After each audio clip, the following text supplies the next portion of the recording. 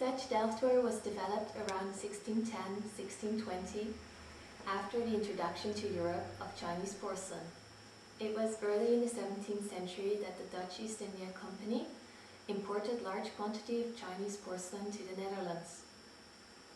Its instant popularity instigated the Delft potters to make a ceramic product emulating the Chinese porcelains. The Delft potters had to improve their maiolica product into a thin, yellow ceramic body covered with a white tin glaze on both sides, so it had the same appearance as Chinese porcelain. We now call this material faience. This is a beautiful Delft dish made around 1680, decorated in blue with a so-called kraak pattern.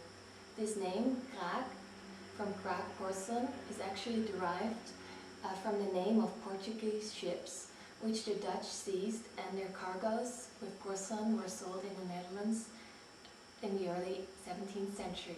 Characteristic is a border divided into panels and a center decorated with birds, or in this case peacocks, near a pond, or even deer, and large flower vases.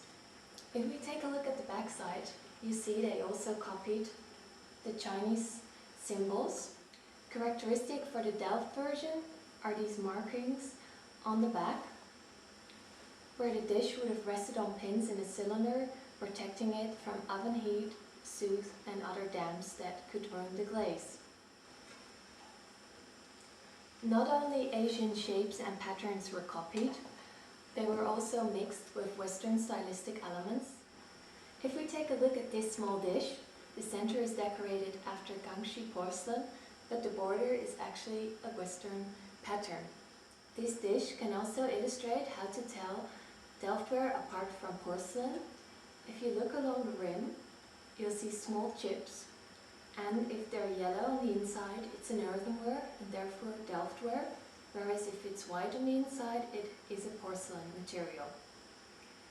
Even though we can tell the materials apart, the Delft potters actually thought that they were making porcelain back in the 17th century, and they called themselves porcelain makers.